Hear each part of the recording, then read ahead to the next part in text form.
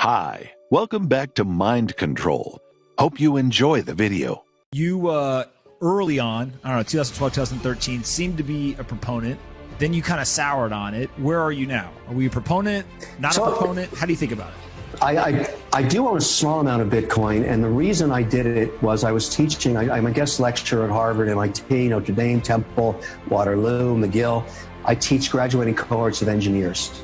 And at my last Harvard meeting regarding this sector, the class challenged me to buy not just Bitcoin, but just get involved in cryptocurrency. Because their argument was, look, I have a 5% weighting in gold. Each quarter, I have bullion, which I store and I pay to store it. And I also use ETFs to balance each quarter to up or down to 5%. And it's been a good stabilizer against, inflation. And you've seen gold set a big move lately, being concerned about inflation. So is Bitcoin. But Bitcoin was originally sold to me as a counterbalance to the equity market. In other words, it would move in a different direction. So if you had a big correction in the stock market, theoretically, Bitcoin would go the other way and it would protect your assets. That's not true. It has a very heavy correlation to the stock market. It too achieves new highs when the market achieves new highs. And when the market's correct, it too corrects. So it's very volatile. You saw it dip $3,000 last week. It's back up. It's moving all around the place. So I would argue it's fair enough. I have a couple of questions for you to answer and everybody that's listening. Why is it that only one cryptocurrency gets this designation, Bitcoin? Because if you bought a basket of cryptocurrencies 2 years ago, and there's many, many, many of them, you haven't made a lot of money. There's simply nothing like Bitcoin. And so it's the only one. Wait, let's talk about that for 1 second. So if you think of an economy, right? Take the U.S. economy, for example. There's only one currency, right? The U.S. dollar. If you think of euro, right, there's one currency that is the nation state currency or kind of the selected currency, right? And if you kind of go to the global economy, right, there's really the global reserve currency, which is the dollar. And kind of each micro economy has their own currency. If you think of kind of the digital economy, right, you talked a lot about digitizing the world. The digital economy doesn't have a native currency, right? So if you were talking to somebody like a Jack Dorsey and ask him why is he so bullish on Bitcoin, what he would actually say is the first native currency of the internet or the digital world is Bitcoin. Now, the same thing applies, though, that you're not going to have 10 currencies, right? You're only going to have one currency that is native to that environment. And so it becomes this really interesting thing where if you think of it as an economy, right, Bitcoin does become that global reserve currency of the digital economy. Right. Listen, on that, I totally agree, but that has not happened yet. Here's the problem. Let's say I want to use Bitcoin as a currency to make a large asset purchase. So just theoretically, I want to buy some real estate in Switzerland, okay? I want it to be above board. I'm not trying to do it on a clandestine basis. If today I wanted to send $1 million over to Switzerland, I would have to disclose why. I'd have to get permission. I'd have to notify, the banks. They would have to notify the regulators that this transfer is occurring, and I could purchase the land. If I tried to do that with Bitcoin, the problem is the seller is not willing to take the volatility risk of Bitcoin. So if you're valuing, a chateau at $10 million US or 10 million Swiss francs, and you want to pay in Bitcoin, you have to somehow guarantee that when the conversion hits and it goes back to Swiss francs or US dollars, that the seller gets the agreed upon amount. That tells me the sellers do not have the confidence to do large transactions yet in Bitcoin. The other issue with it is I agree with your premise that we could get an international global currency that I could avoid exchange fees. In other words, when I want to go buy something in British pounds, I have to pay the conversion fee from the US dollar, which I do all the time because I have an ETF in England and I have one in euro and I have one in Swiss francs. So I have that major headache. I wish I could just do it with Bitcoin. I can't. And so the reason is the regulators in these countries don't agree yet that Bitcoin is the standard.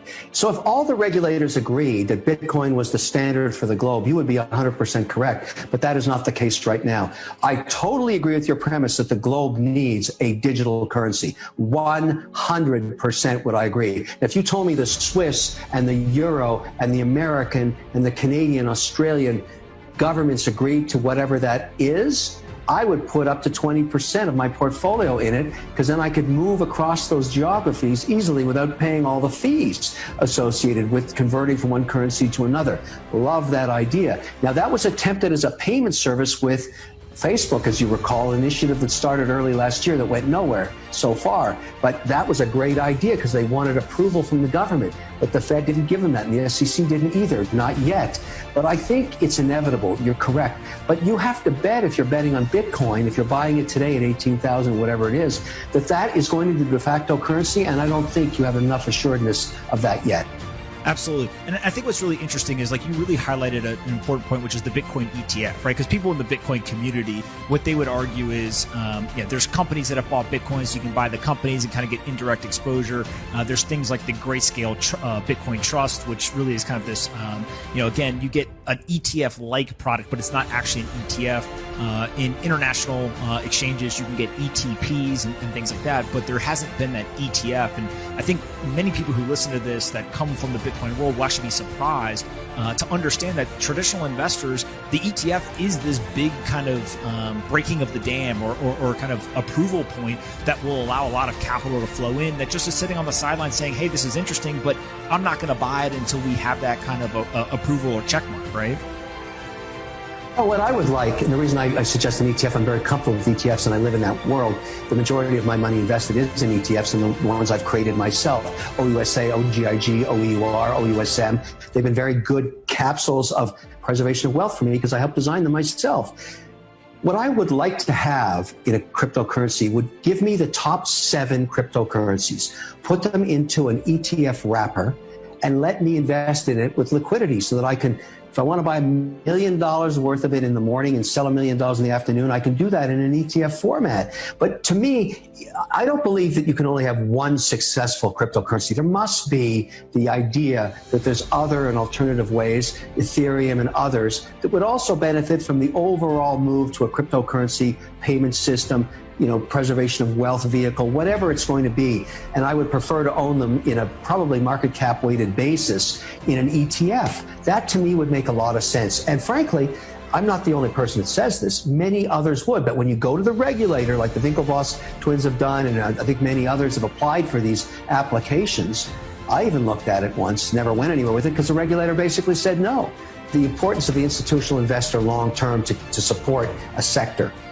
You want that institutional investor supporting Bitcoin and other cryptocurrencies. They're not there yet. It's a slow creep into it, but you can't deny the success of Bitcoin this year. But it's just this year. What happens if there's a correction next year? That's the issue institutions have.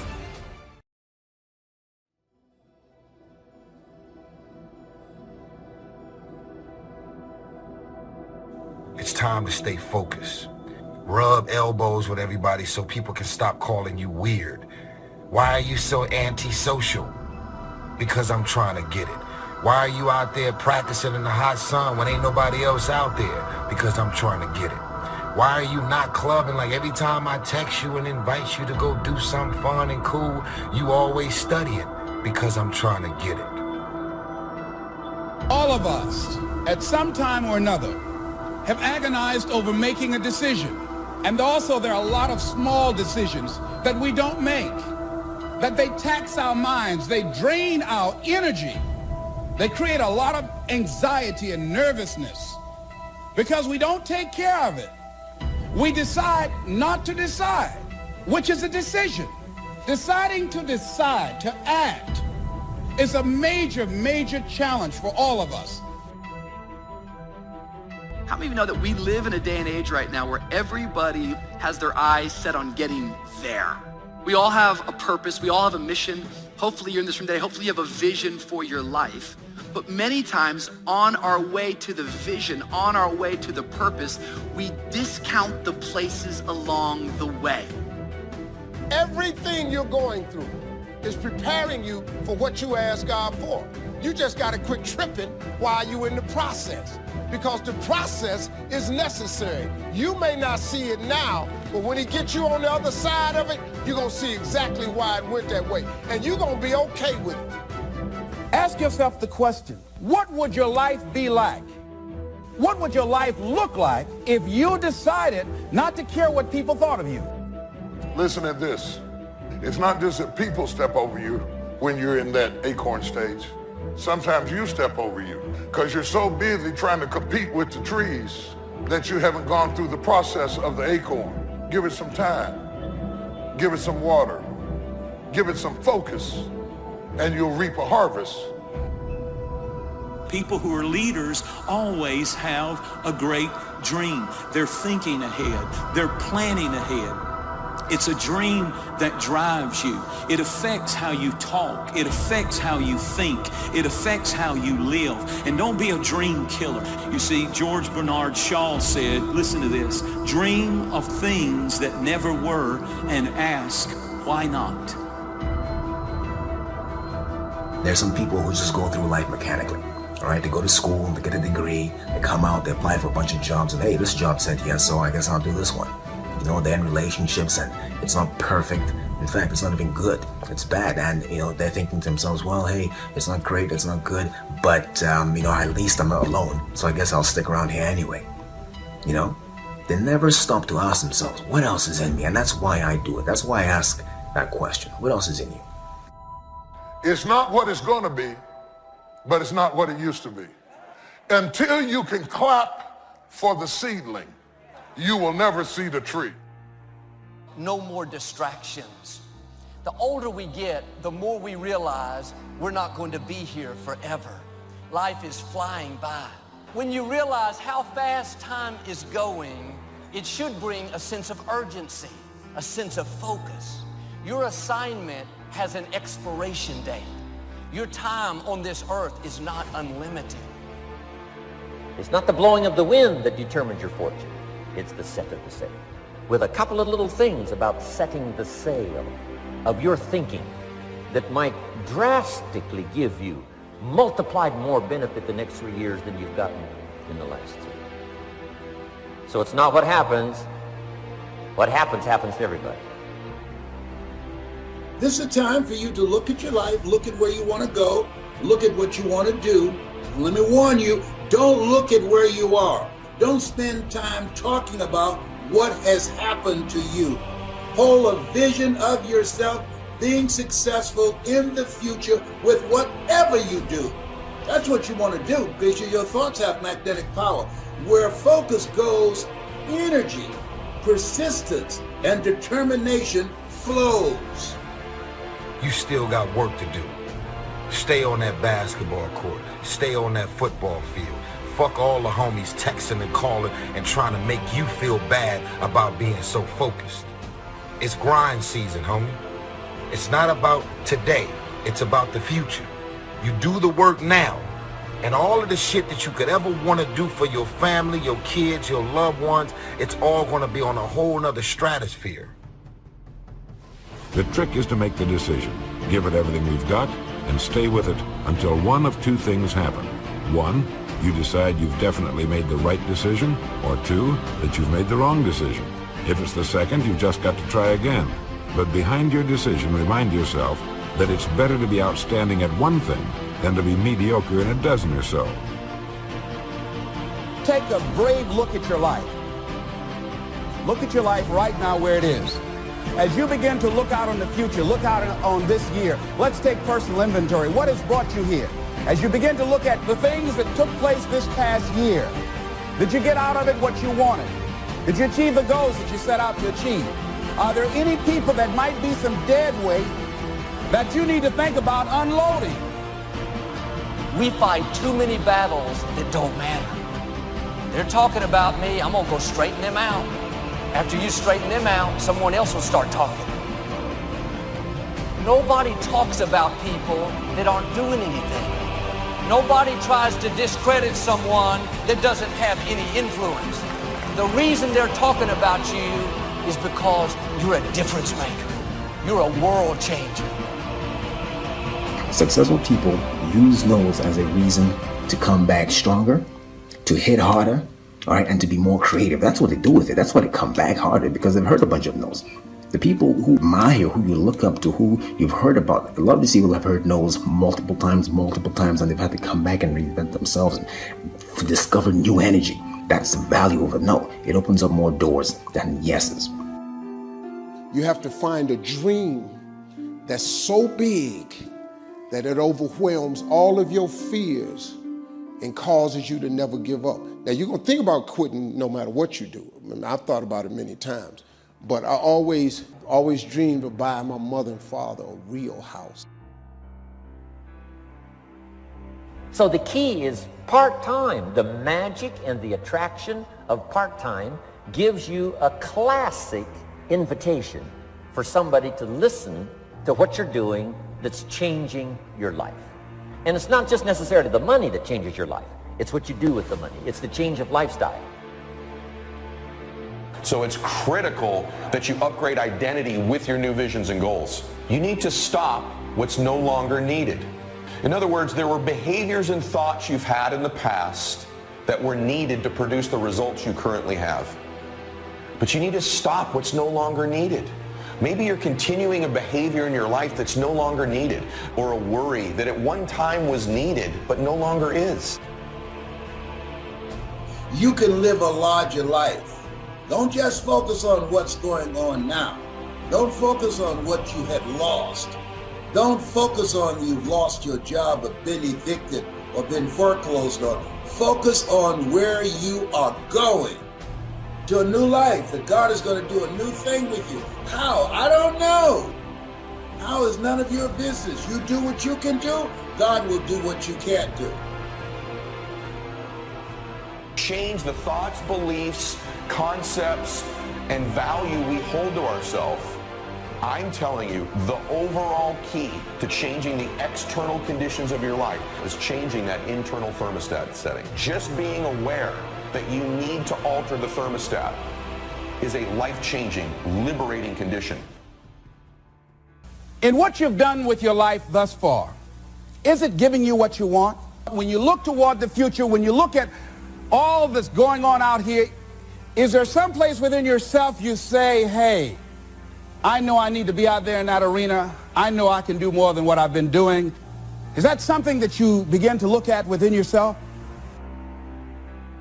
Narrow is the gate, and broad is the way, but it leads to destruction. Small is the gate, and narrow is the way, but it leads to life. Don't focus on the narrow, narrow the focus.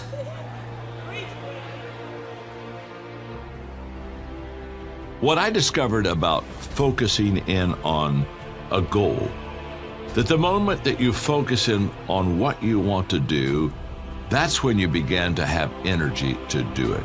A distracted person lacks energy. And when they get to the thing they need to be focusing in on, they don't have the energy to give. We need to face the fact that in the world of tomorrow, jobs as we know them today will be radically different or eliminated entirely. So then, what can we do about it? We can learn. If we refuse to learn, if we insist upon acting like machines, we will find ourselves idle tomorrow. Learn to work with the people who deserve it, not the people who need it. You must be like life itself. Respond to deserve, not to need. It doesn't say if you need a harvest, you'll have a harvest. It's not what it says. It says if you plant, chances are good you'll have a harvest. If you plant, you will reap. Not if you need, you will reap. There are people who won't help you because they know too much about you. And that vision they have of you, they can't see you doing better. They can't see you achieving and living a larger life. And that's okay. Don't try and convince them. It's a full-time job convincing yourself. Somebody asked me, what's the most difficult thing that you've done? I said, the most difficult thing I've ever done, and it took me years to do it, was to believe that I could do it. Regulating your sleep and your breakfast eating habits in particular can be a very effective way of regulating your mood and increasing your capacity to concentrate. Regulate your habits. Try to get up at approximately the same time each morning. Your circadian rhythms operate more fluidly, and your mood is likely to be regulated better if there's islands of stability in your daily routines.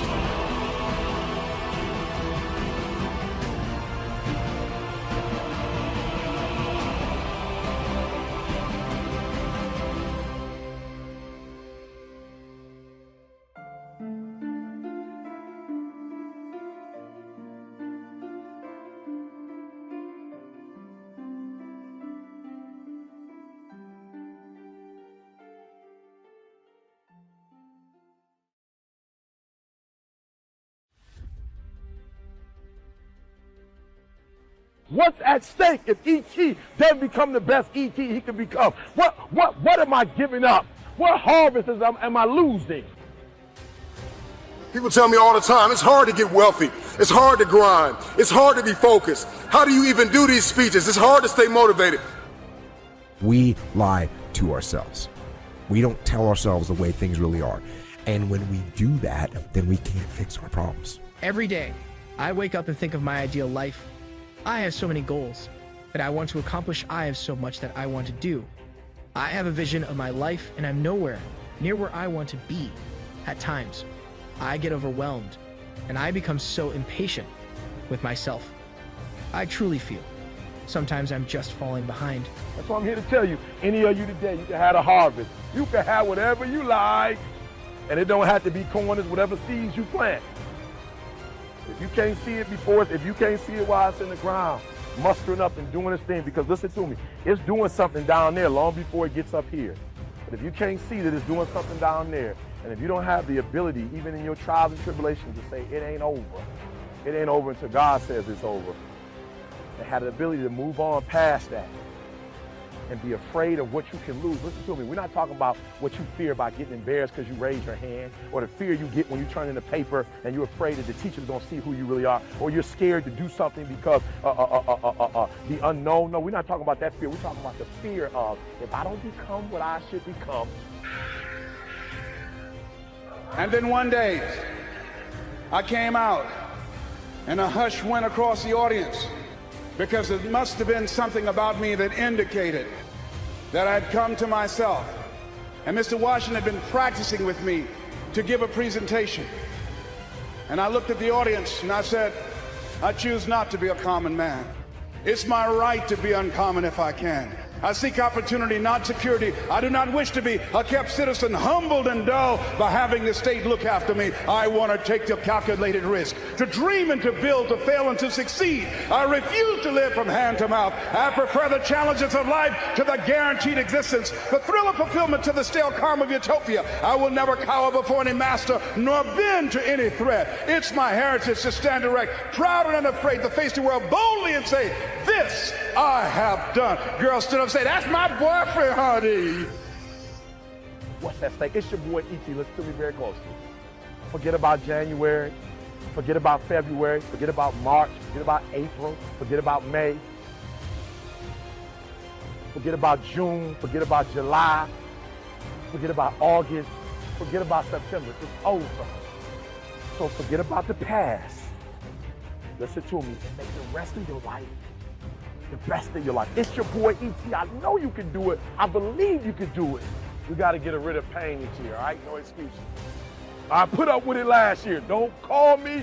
Don't write me about pain. Listen to me. All roads to success, you got to go through pain. They all success. When you travel down success, you got to go through the road of pain, baby. I told you before, if it was easy, everybody would do it. Forget about it. If you think it's going to be easy, if you think you're just going to get that business started without any trials or tribulations, forget about it. I like me some Les Brown, baby. But I didn't start off like that. You have something special. You have talents and abilities in you that you don't even know. So how do we begin to create wealth? Let me give you some ideas. Number one, write this down, knowledge. What knowledge that you have in this economy, part of what we need, that people are willing to pay you for that. Next is talent. What talent? Dion's talent is playing football. I didn't have that as a talent. My talent is talking To me, my definition of success is doing what you love to do and find somebody to pay you to do it. So I find people to pay me to talk. I talk. I brought a game to this country called Beard Whist that I invented. I feel at times the clock is winding down. It truly is a struggle to stay positive and motivated. Sometimes, like most people, I want to throw in a towel and just give up. Sometimes it just feels like there's just no use, there's just too much ground to cover. I need to cover it so that I can get where I need to be. I need to constantly remind myself over and over again, I am not yet where I want to be, but I know I'll get there. I am not where I want to be. It's hard to stay broke. It's hard to stay depressed. It's hard to stay governed by anxiety. It's hard to be inconsistent. It's hard not to have daily disciplines. It's hard not to believe in yourself. It's hard to be broke. It's hard to be poor. It's hard. It's all hard. So choose your heart. You either gonna work for it, or you're gonna sit there and let life knock you down and dare you to get back up. It's hard to practice perseverance. It's hard to practice compassion and forgiveness. It's hard to set personal goals. It's hard to take care of yourself. It's hard to be broke. It's hard to live in bitterness and unforgiveness. If we can't fix our problems, we're not going to improve. So we have to be truthful to ourselves. You have to stop rationalizing, stop making excuses, stop giving yourself little watered down assessments of where you're really at. Tell yourself the truth so that you can get where you want to go. You can be who you should be when you do what you know you should do, when you pay attention to the little things, when you implement discipline.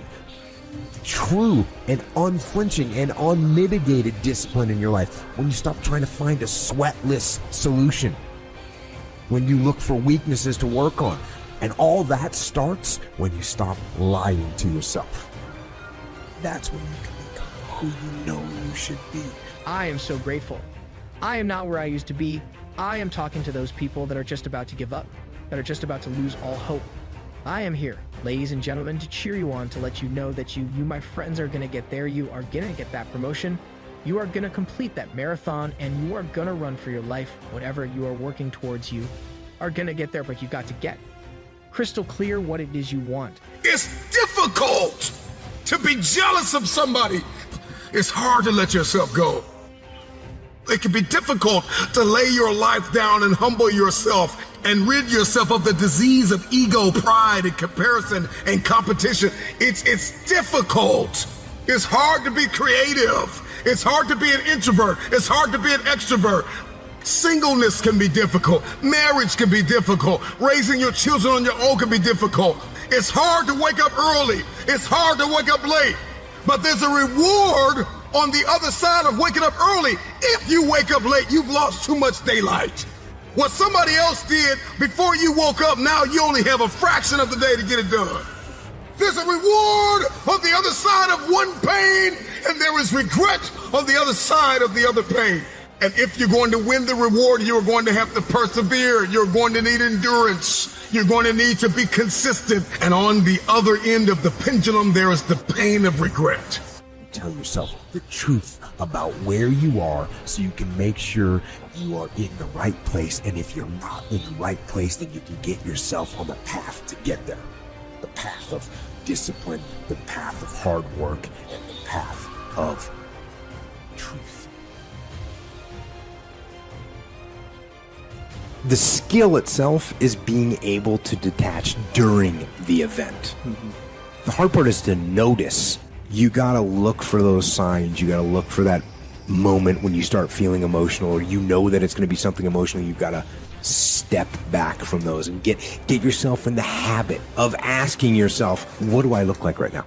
What do I sound like right now? Listen to the words that are coming out of your mouth and see if you're being a reasonable human or not.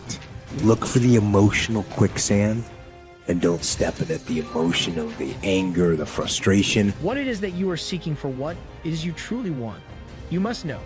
You've got to know that you're going to get there, but most, Most importantly, ladies and gentlemen, work like hell across the ground and keep moving. Make the ground shake, crack the world. Get it going, don't let nothing stop you. I am pleading with you. When the rest of the world shuts you down, you've got to be the one to stand up, shout out, cry out, stay tall, work hard, dig deep, and go after it.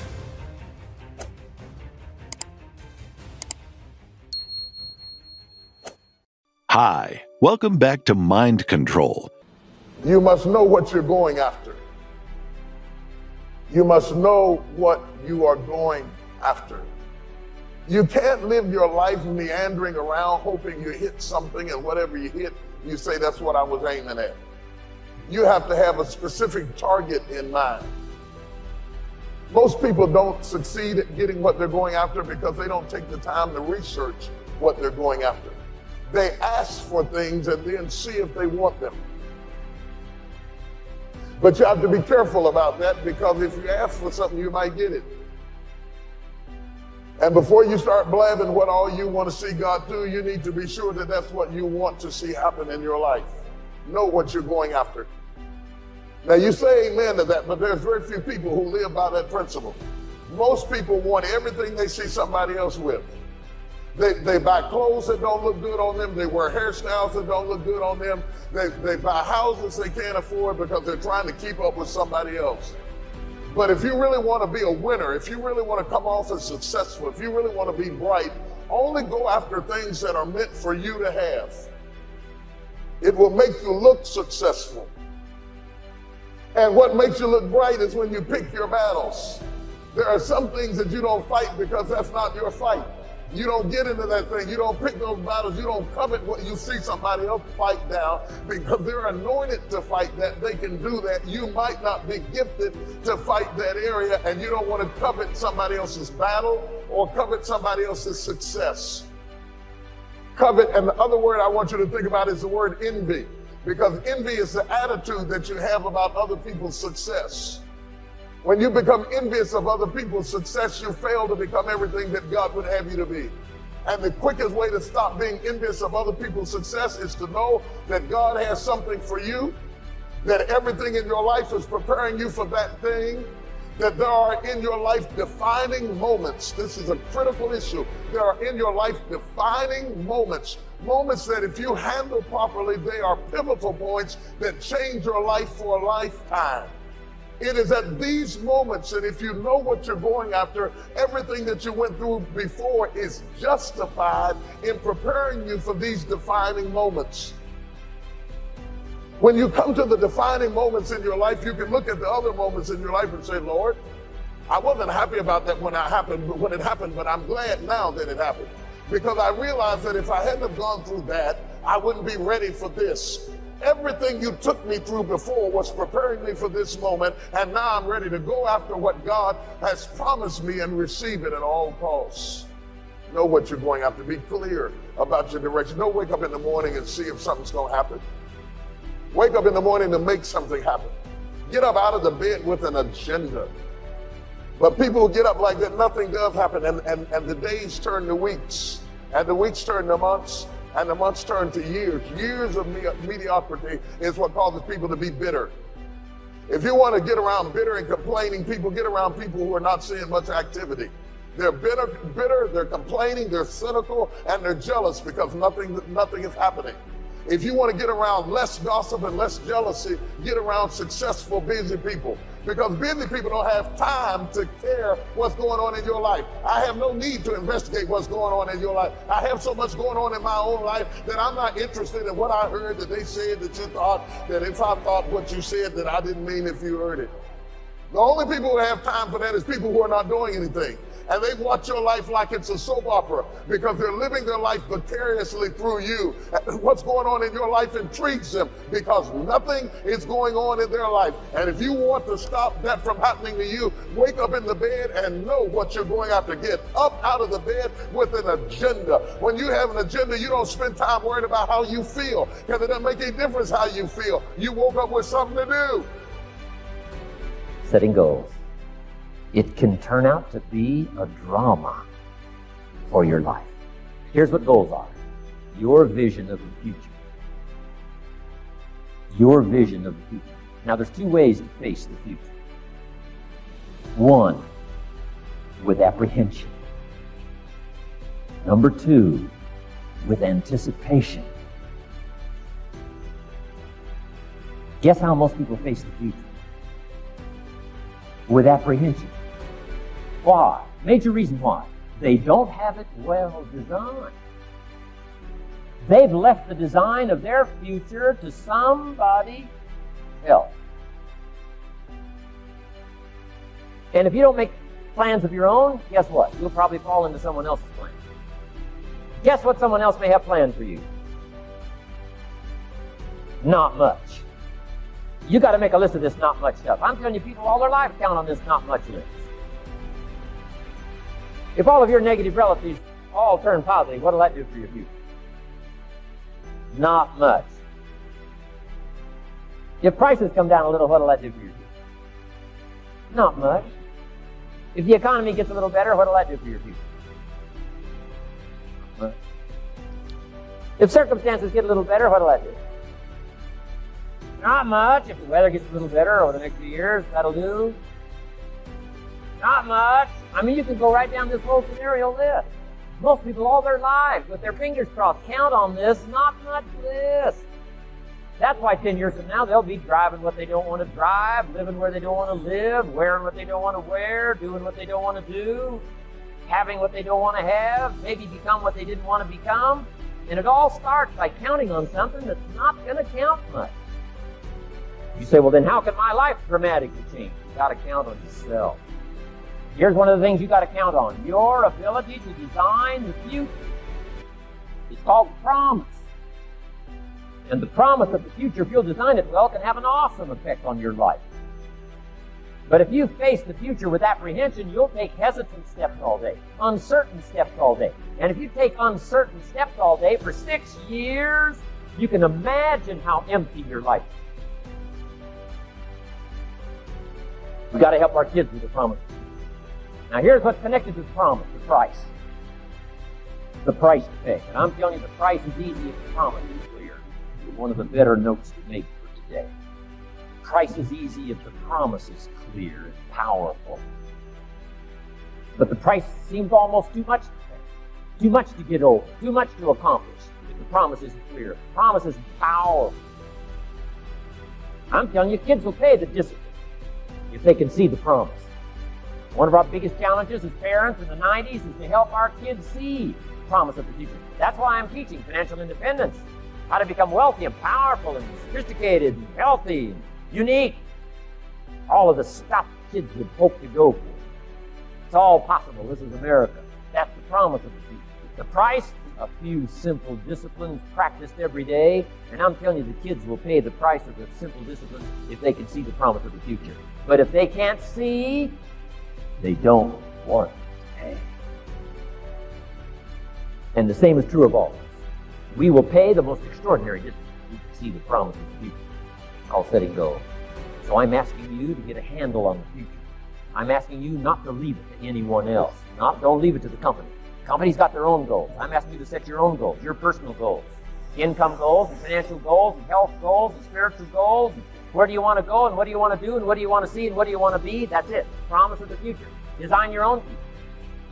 Within your hands, your capacity. Here's how simple now goal setting. It's not mysterious. You don't have to anchor, you don't have to focus, you don't have to visualize. None of that. Here's how simple goal setting is. Changed my life. Decide what you want and write it down. I mean, that's how profound this stuff is. Decide what you want and write it down. Make a list. Where do you want to go? What do you want to do? What do you want to see? What do you want to be? What do you want to have? What do you want to share? What projects would you like to support? What would you like to be known for? What skills would you like to learn? Some extraordinary things you'd like to do, ordinary things you'd like to do, right? Silly little things you'd like to do, very important things you'd like to do. Decide on all that stuff and write it down, write it down, write it down. That's how simple this stuff is. And it's your own private list. If it's really private, on your list, put some stuff in code where nobody can understand it if this list fell into unfriendly hands. And simple things, whatever. Foolish things, doesn't matter. It's your list. I had a little revenge on my first list. Budget Finance, who used to harass me. I got 2 or 3 payments behind. This one guy called incessantly. Said, we're going to come get your car, drag it rear end up down the street in front of your neighbors. Put me down something fierce. When I met Shoaff, got my life straightened out, one of the first things on one of my lists is budget finance.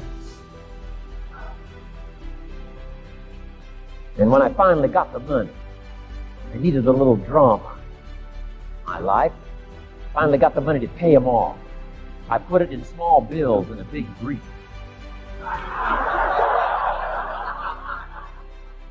Walked into the budget finance office on Wilshire Boulevard in Los Angeles. The guy who harassed me so often, his desk was about 3 back.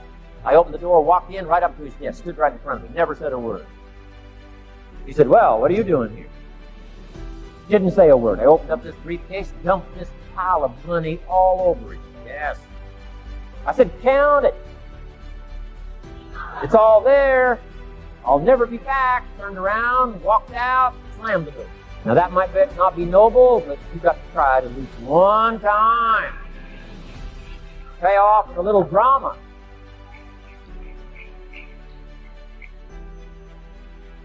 Got to check them off my list. Hey, Grant Cardone here. Hope you're doing well today. And I want to share a message with you that I just worked with a group of entrepreneurs at a luncheon. I was asked to come in and do a Q&A. These were entrepreneurs from all over the world. And we did about an hour and a half Q&A where they just asked me great questions. And one of the things that came out of it, sorry, I just got out of the shower, but I wanted to share this message with you. One of the things that came out of it was a lady in the room, very, very successful CEO who's been following me for a while, asked me, Grant, it seems like everything that you do somehow works. She's like, how do you, and she was very clear that she's like, I'm sure there's a lot of stuff that goes on that we don't see that doesn't work for you, but it appears that when you put your mind to something, you somehow make it work and you achieve your target. And I'm going to share with you what I do to do that, because it was a great question, one of the best questions I've been asked actually. And it made me think about, okay, what is it that we do that, and we don't achieve every one of our targets, but a very large percentage we accomplish in my office. I'm talking about all the businesses I run 5 businesses. They all have different problems, different types of people involved. It could be e-commerce, or it could be us buying real estate or apartments and making them work. It could be us trying to find a deal that's off market, or it could be us bringing or launching a new product to the marketplace and trying to monetize that as quickly as possible. And I said to her, I said, look, the thing that I do at my company that is very unusual is that we are completely unreasonable, without reason, we don't use, yes, I'm logical, okay, yes, I'm a sane person, but when it comes to achieving a target, we do it with, like, we abandon reason and logic. We don't talk about, yeah, but. We never start, yeah, but, or no, we can't, or we couldn't because, or it didn't happen because. Anytime you're making sense of why something didn't work, we don't have the budget, we can't do that because, yeah, but we're different, you are being reasonable. The great things that have happened on this planet and continue to happen are because people are unreasonable. They literally abandon reason and logic. They defy the universe. Now, if you look around, if you're a logical person, if you're a person that has to make sense of it beforehand, then spend some time looking around the universe, look at nature, look at all the things that are done every day that literally defy gravity, defy possibility, defy physics. It's all over the place if you need to be reasonable. Now, in my case, I don't need to be reasonable because there's enough cases of super successful people doing things that are amazing, whether it was a manufacturing, a new product, or whether it was Steve Jobs coming back to Apple and turning that company around. Every day, look at Amazon. Look what Amazon has done. Okay, now you look at it, you're like, dude, that's a no-brainer. Make all products available online. Now it's a no-brainer. Now it's like, it's so logical. Look at Velcro. Velcro was like, God, I should have thought of that. See, but beforehand, it was completely out of reason that you could stick things together because they scratch one another. You understand what I'm saying? So look, this is what I want you to try. Try this in your life. It's going to be very difficult. It's one of the most difficult things I do is being unreasonable because all the people I'm surrounded by are trying to make sense of why they can't do something. Quit making sense of why you can't do something and become unreasonable until you do something. I have an appointment right now, and I shouldn't have done this video because I have an appointment. Now I'm going to have to rush off to the appointment. But you see, reason would say you don't have time, and what I do is I practice every day being unreasonable. Little exercises. I'm going to be unreasonable. I'm going to shoot this right now. I'm going to get it done, and then I'm going to go get my hair cut. See what I'm saying? Be unreasonable. You don't have the budget? Good, go find the money. You don't know how to do this? Good, then do it anyway, right? Be unreasonable. The real estate's not for sale. I'm trying to drop these shades. The real estate's not for sale. The real estate's not for sale. So what? Make an offer. You understand? I just bought an $80 million deal, trophy property in one of the major cities in the United States, off market, not for sale, not interested in selling, and we just closed the deal. Why? Because I was completely unreasonable until we got the deal. Be unreasonable. Your mommy didn't teach you how, your daddy didn't teach you how. In fact, your kid, your parents, your teachers, society keeps telling you, be reasonable. Thank you so much for watching till the end. Don't forget to share your thoughts in the comments section. Please also like, subscribe, and share this video with your friends and families. Please watch our other motivational videos. Thank you again.